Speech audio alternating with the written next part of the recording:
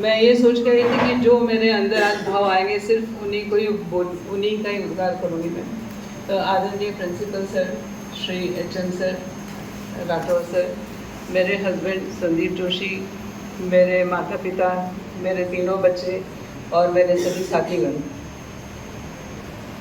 जैसा कि अभी सबने कहा 37 साल मैं केंद्रीय विद्यालय संगठन में अपनी सेवाएं दी, लेकिन मैं केंद्रीय विद्यालय संगठन का जुड़ाव पूरे 42 साल मानती हूँ, तो नहीं 49 ईयर्स मानती हूँ, क्योंकि 12 साल मैंने केवीएस में एज ए स्टूडेंट भी जुड़ी रही मैं। क्योंकि पहली शिक्षा तो माँ बाप के साथ ही प्राप्त होती है। दूसरी बार जब मैंने अपने जीवन के एक ट्रांजिशन पीरियड का बदलाव आया, जब स्कूल में मैंने पदार्पण किया तो केंद्रीय विद्यालय नंबर 1 ही था, लेकिन उस वक्त केंद्रीय विद्यालय नंबर 1 यहाँ नहीं हुआ करता था। आज पलासिया के रेस्कोस रोड के वहाँ पर, जहाँ पर अभी स्वामी विवेकानंद स्कूल चलता है, उस वक्त बिल्डिंग वो थी केंद्रीय विद्यालय नंबर 1 की। मेरा एडमिशन वहाँ हुआ और उसके कुछ महीनों बाद, तब तक ये बिल्डिंग यहाँ बन रही थी जू के सामने, और जू भी हमारे सामने ही बनाया, अगर मंजरी को याद हो तो, क्योंकि मंजरी तो वैसे मुझसे काफ़ी छोटी है। मैं जब हायर सेकेंडरी क्लासेस में थी तब मंजरी प्राइमरी में थी, और मंजरी की मम्मी भी तब वहीं पर थी, मेरे फादर भी थे, और हम लोग, चूँकि उस वक्त प्राइमरी सेक्शन जो था वो 1 पीरियड पहले ख़त्म हो जाता था और सेकेंडरी सेक्शन 1 पीरियड ज़्यादा चलता था, तो चूँकि हम सब घर अपने पेरेंट्स के साथ ही जाते थे, तो हम वो सब वहाँ के इतने बड़े ग्राउंड में कूदते फांदते रहते थे बच्चे के रूप में। तो तब से मैं, मंजरी और राखी तो बहुत छोटी थी, राखी की बड़ी सिस्टर नीलम, दीपक नागदे जिसको आप सब जानते हैं नंबर 1 में, उसका बड़ा भाई कमल नागदे, ये सब हम सभी बच्चे तब रहते थे, सबके पेरेंट्स वही थे, तो इसने बिल्कुल याद ताज़ा करवा दी।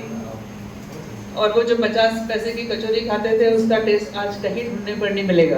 आप किसी भी अच्छे चाट पॉइंट पे चले जाओ, लेकिन वो टेस्ट आज नहीं है, ना ही उस इमली के चटनी का टेस्ट है। तो संगठन से मेरा जुड़ाव 49 ईयर्स का है। ऐसे सीधे था जुड़ाव, अब परोक्ष रूप से भी मैं जुड़ी रहूँगी जब तक मैं जिंदा हूँ। केवीएस मेरे साथ है, क्योंकि केवीएस ने ही मुझे पहचान दी। आज जो कुछ बच्चों के बीच में हूँ, इनिशियली मैं सच बोलूँ तो जब एक यंग एज होती है तब आपको बच्चों से उतना लगाव नहीं रहता, मैं टू बी वेरी फ्रैंक, क्योंकि जब मैंने ज्वाइन किया था, और मेरे ज्वाइन करने के पीछे भी मेरे पेरेंट्स का विजन था, स्पेशली मेरे फादर का, कि तब मैं बीएससी करने के बाद मैं लाइफ साइंसेज ज्वाइन करना चाहती थी एमएससी में। और शायद ये मेरी कमी थी कि मैंने अपनी प्रतिभाओं का दोहन नहीं किया। 2 बार पीएमटी दी, लेकिन हाफ हार्टेडली दी।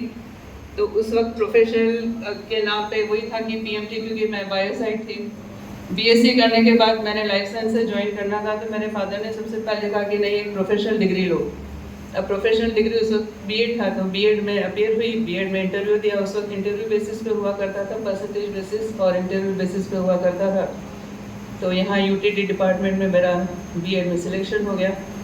या ये ईश्वर की कृपा कहें या कुछ कहें कि मैं बीएड मैंने किया ही था और रिजल्ट अवेटेड था मेरे फादर का, प्रमोशन पोस्टिंग हो गई गुवाहाटी तेजपुर में। तो बट नेचुरल मुझे फैमिली के साथ मूव करना ही था, लेकिन वो मेरे लिए लकी रहा, क्योंकि वहाँ जाकर जब वैकेंसी निकली तब मैंने गुवाहाटी रीजन से फिर प्राइमरी टीचर के लिए अप्लाई किया।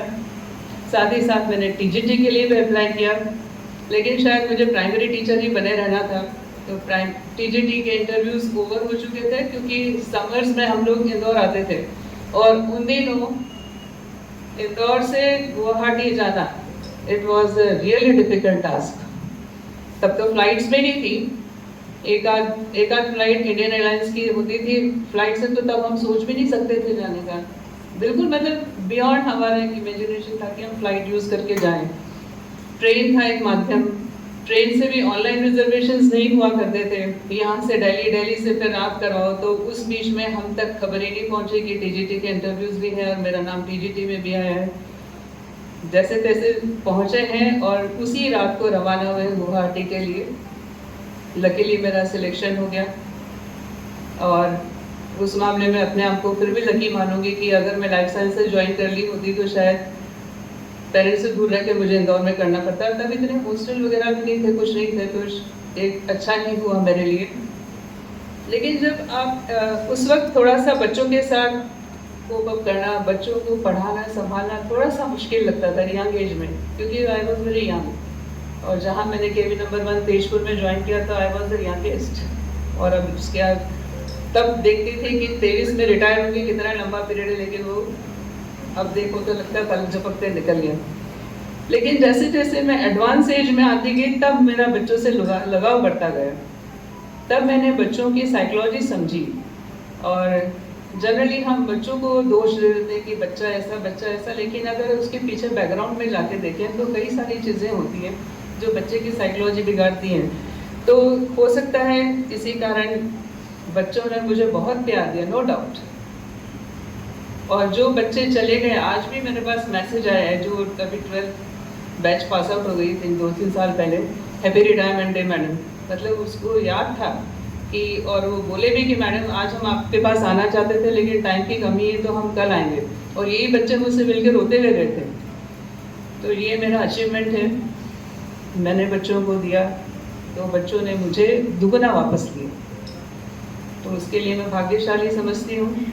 और केवीएस ने भी मेरा साथ दिया, क्योंकि एक और सबसे बड़ा कॉम्प्लिकेटेड मेरे साथ केस था कि मैंने सीपीएफ ऑप्ट किया हुआ था। तब शादी के पहले से जॉब कर रही थी, तो मेरे फादर ने तब ये, और सीपीएफ तब इससे बेनिफिशियल था जीपीएफ से, कि शादी के बाद मैं कंटिन्यू कर पाऊँ ना कर पाऊँ। और उसके बाद भी मैंने फिर कोशिश ही नहीं की कि जीपीएफ में मेरा कन्वर्शन हो जाए। लेकिन लकीली, क्योंकि मेरा 86 का अपॉइंटमेंट है एक, तो 86 के कारण मैंने बिना एफर्ट किए मेरा सीपीएफ से जीपीएफ कन्वर्शन हो गया। तो इस मामले में भी बहुत लकी रही हूँ। तो केवीएस ने हमेशा साथ दिया। और अभी 2 दिन पहले मुझे अकाउंट ऑफिस से भी फ़ोन आया, तो मुझे उनकी बात सुन के भी बहुत अच्छा लगा कि मैडम आप रिटायर हो रही, तो हम चाह रहे हैं कि आपका पैसा हम उसी दिन अदा कर दें। नहीं तो कौन इतना करता है, और केवीएस आपके साथ में, तो मुझे भी बड़ा अच्छा लगा ये सुन के। और आप लोगों ने मेरे बारे में बहुत अच्छा बोला। ये आप लोगों का बड़प्पन है कि आपने मेरे अंदर इतनी अच्छाइयाँ देखी, और जिसका आपने यहाँ पर अपने शब्दों को दिया। मुझे बहुत अखरेगा, क्योंकि अभी तक मेरी बंधी हुई जिंदगी थी, और सबसे आप लोगों का साथ छूटेगा वो तो अखरेगा ही, लेकिन मेरे बच्चे बहुत अखरेंगे, जो सुबह सुबह इतना मना करने के बाद भी। और आज से नहीं, ये शुरू से पता नहीं क्यों, मैंने तो कहा भी नहीं बच्चों को। मैं ऑटो से उतरती हूँ, रंजना मैडम उसकी गवाह है, मेहर मैडम गवाह है, क्योंकि ये मेरी दोनों ऐसे तो बहुत अच्छे साथी हैं, मेरे आने जाने के भी साथी। मेरा बैग उठाने के लिए खड़े रहते थे, कितना भी डांट के भगाऊं, कुछ भी बोल दूं, फिर आगे खड़े हो जाएंगे। कितना भी बच्चों को डांट दूं, डपट दूं, लेकिन फिर वो आगे चिपकते थे। जैसे अपने बच्चे, एक बार मैं इनको डांट दूं तो ये मुंह फुला के बैठ जाते थे मुझसे कि ये बात ही नहीं करना है। लेकिन वो बच्चे, कभी मैंने डांटा भी है, कभी कभी टिका भी दिया, लेकिन 5 मिनट बाद फिर आके मुझसे चिपकेंगे। मतलब वो सब चीज़ें भूल जाते हैं। तो ये जो बच्चों ने मुझे प्यार दिया, ये वाकई मुझे बहुत अखरेगा, बहुत दिन तक अखरेगा। तो आप सभी का बहुत बहुत धन्यवाद। और साथ में ये सर का, और मैं खुशकिस्मत हूँ कि मेरे रिटायरमेंट के पहले सर का एज ए प्रिंसिपल यहाँ पर पदार्पण हुआ। और सच में I am the luckiest person कि सर के सानिध्य में मेरा रिटायरमेंट हो रहा है। मैं, सर ने जो मुझे ऑनर दिया, उसकी मैं उनकी ताउम्र आभारी रहूँगी, क्योंकि मैंने वो चीज़ें कभी कल्पना नहीं की थी। और वाकई वो जो वीडियो बना है, जो हेमंत के उससे बना हुआ है, वो मेरे पास हमेशा रहेगा। और मुझे इंस्पायर करती रहेगी चीज़ें, मेरी यादों को अच्छा बनाए रखेंगी। वैसे तो अच्छी रहेंगी आधे जीवन में, पर ये चीज़ें और मेरे लिए करेंगी अच्छाई की तरफ। तो आप सभी का बहुत बहुत धन्यवाद। अगर जाने अनजाने मैंने आपको कुछ बोला हो, किसी को कुछ, क्योंकि थोड़ी स्पष्ट वक्ता तो हूँ, और वो मेरे फादर के गुण मेरे अंदर आए। आपने अभी उनको सुन ही लिया होगा। मेरे फादर मुंह पर बोलने वालों में से, सच बोलते हैं, मुंह पे बोल देते हैं, और थोड़े गुण वो मेरे अंदर भी आ गए, कुछ नहीं कर सकती उसमें भी। तो मेरे कारण अगर किसी को कोई बात बुरी लगी हो तो मैं आप लोगों से माफ़ी चाहती हूँ। और मुझे अपने दिल में ऐसे ही बनाए रखिएगा। जब भी आए मेरे घर ज़रूर पधारें, क्योंकि इंदौर में ही हूँ मैं। और अपने सभी अच्छे जो भी आपके घर में प्रसंग हो मुझे याद रखिए। और जैसा मैडम ने कहा, बेटी का जब भी कुछ मेरे घर में शुभ प्रसंग आएगा, आप सभी को इनवाइट करूँगी और आप ज़रूर पधारिएगा। धन्यवाद।